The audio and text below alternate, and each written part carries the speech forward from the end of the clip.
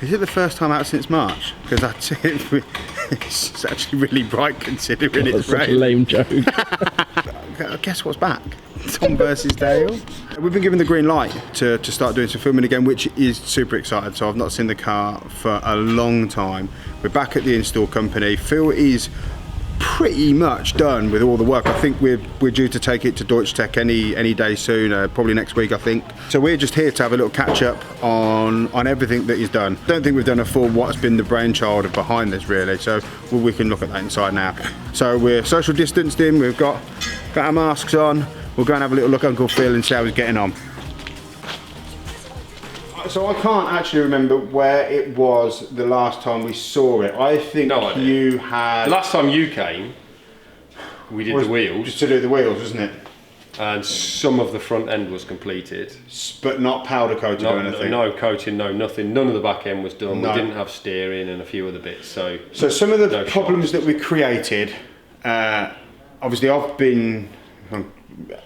tried to be as vocal as I possibly can be that the aim for this car's on the floor, not close, on it.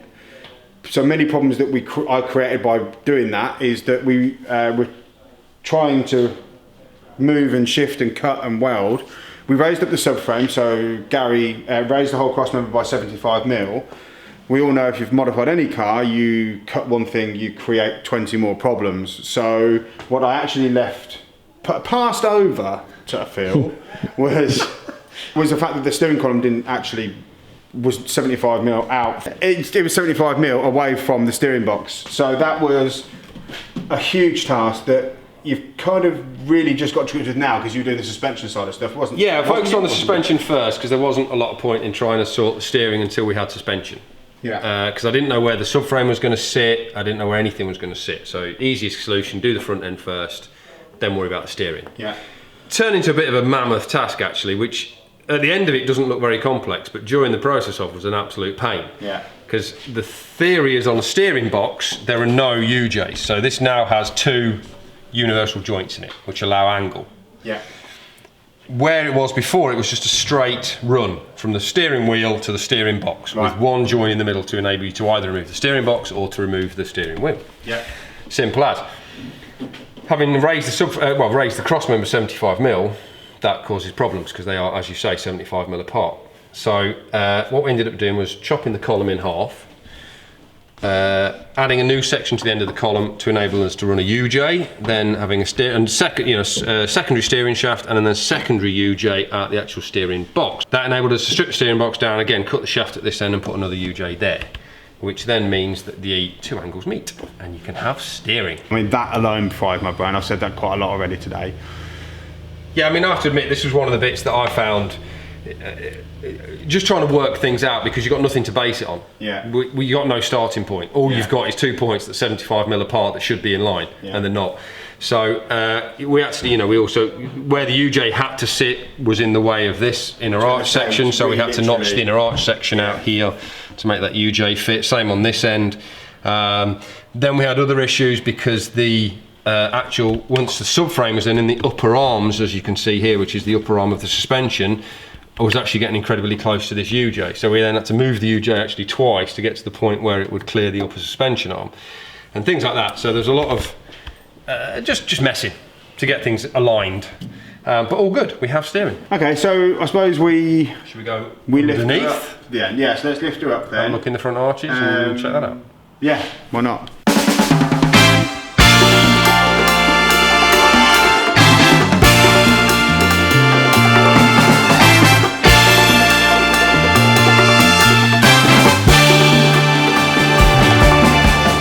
So last time, I think it's probably the last video we did, this was in pits on the side. I think you would test fitted a wheel face up onto the rear, if I remember rightly. So nothing was powder coated, everything's now there, airlift bags in place, custom build shock damper, lots of many things built. Should I stop talking? Well, basically it's new everything. Yeah. So Brookhouse Volvo have supplied us with a wonderful array of parts. New ball joints, new upper joints, new steering arms, new centre arms, some new hardware, all sorts of bits and bobs. That was great. So that meant we could sort of renew everything that was, underneath. So it should, be nice, new. Everything's now powder coated, so the front subframe has all been powder coated by Full Metal Finishing here locally in Leicester to me, and then built up. So we have our airlift dominated bag on its mounts, all fully fitted. We have the custom Bilstein shock, so we had to add a shock tower actually into the car. Obviously, we've removed how the shock used to work. We explained that in the last video, but now we've got to add it back in again, which is what this is. So we had a shock mount added to the bottom arm, and then a shock mount actually added to the body as well. Spec the shocks are Bilstein. They very kindly turned them around fairly quickly for us to get those made, and they're super short, so when it's aired out they're ridiculous. They're like 250mm long when they're aired out. They're tiny, but that's exactly what we need to get the drop that we want. And yeah, that's it. I mean, obviously we covered a lot of this, how this works in the last, in that last video, but it's just nice to see it sort of all done together with everything new and shiny and clean. Absolutely. And, and the shocks, obviously, like I say, we've not had the shocks before. So. Well, I think last time we didn't have a brick in the place of the bag, did we? Did we have a tube? Yes, solid. Yeah, just so we could work out measurements for shocks and stuff like that. So I basically mocked up a bag, using a solid piece of tube, just to give me, the limitations. And not that this wasn't hard work, but this was more kind of putty-bolty things together, Ronnie. Yeah, I mean, obviously, like I said, we covered a lot of this in the last video, how it was made. This is just literally final finishing. So everything's got powder coated, everything's got. It just looks new, very replaced everything. That's very technical. It looks so factory as well. It's just worked out nicely. It's given us the lift that we want, but most important, it's given us the drop that we want, and that's obviously what we've been chasing since day one. Is trying to get that, get it on the floor. Phil's been concerned about the lift. I have been concerned about the lift. I haven't been. He keeps stressing out at me because I'm like, it doesn't matter how far it lifts up. But Tom doesn't care, but I do. Should we have a look at the rear? I'm a caring because that's where the new stuff's been happening. New stuff. Yeah, let's do that.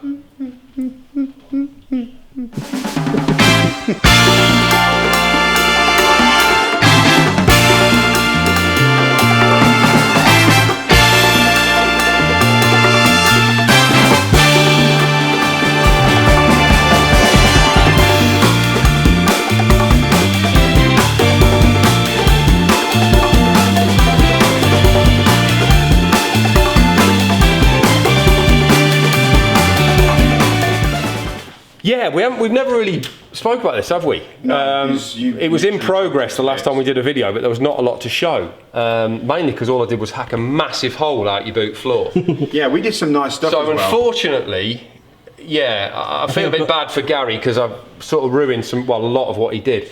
He very nicely built a lovely little hump over the diff to give us more clearance, and he put a battery box into the floor to give you a battery box, which is now over here. This. Sorry, Gary. And I took it upon myself to cut all that out. I'm going to be honest. I literally got a message saying, Gary's been out. I'm going to have to cut the boot floor out, and I got pictures of painted floor. Gary came out on that day. So what we had to do, there just literally wasn't room.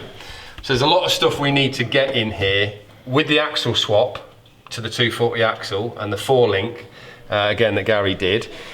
That was great, and that did what it needed to do, but what it meant was there was really no room for bags, no room for shocks, and no room for a Watts linkage. The car would have originally ran a panhard rod, but that's no good for the amount of travel we've got. Pushes the axle too much one way. So we need to do a Watts linkage. Fix one end and the other like that, so it shifts it. Fixed to the axle on one side of the axle and fixed to the body on the opposite side of the car. So it's great if you've got a static car. Yeah. It does exactly what it needs to do, keeps the axle centralised. No good on air ride though, because with that sort of 8 inches of travel, you're asking a panhard rod. So it's great at one spot, so say your drive height would have been perfect, but then every time you add it out, it would have pushed the axle one way, and every time you add it up, it would have pushed the axle the other way. So we needed a way to centralise it, which again meant the Watts linkage. So what we've ended up doing was, well, as you can blatantly see, chop the floor out and put a great big frame in. This supports everything. So it supports the bags, the shocks, and the Watts linkage.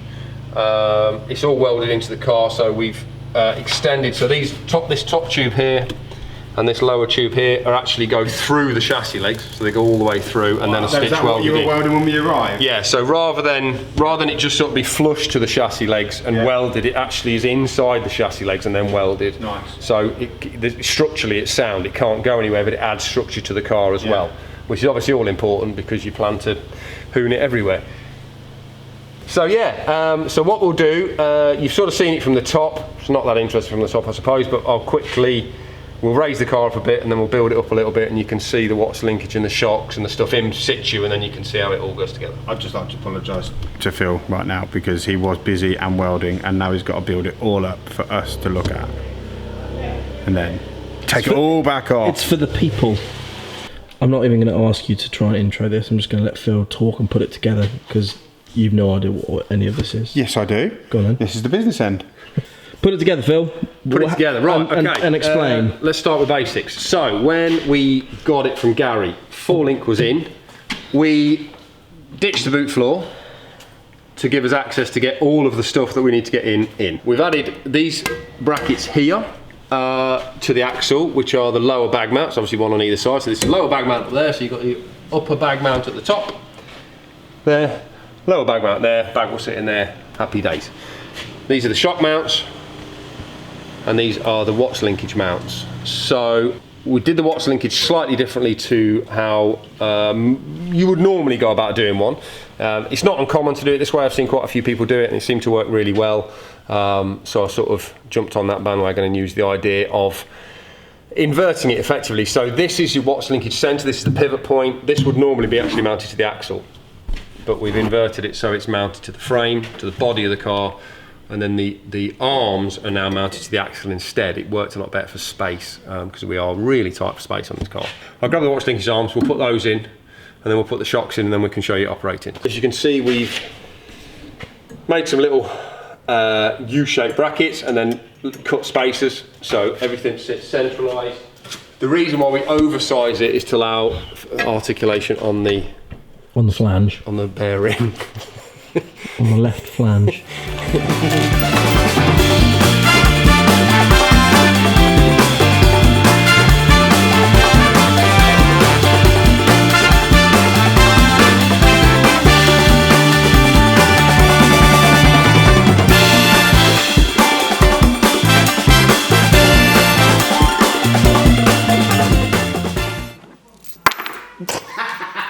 So, arms are in place. These are adjustable. They are custom made by me for adjustability so that we have opposing threads on the end of these rod links. What that means is, if I turn that, it gets longer because it's right hand thread on one end, left hand thread on the other. And if I then do that, and what that means is we can then use those top and bottom to centralise the axle.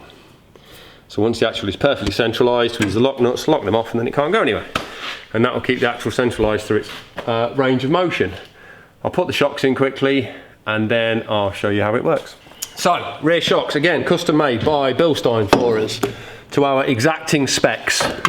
They very kindly put up with my annoyances and built them to the specs that we want, which was very kind of them. We have to use little collars, these to space the shock absorbers so they sit exactly where we want them to sit.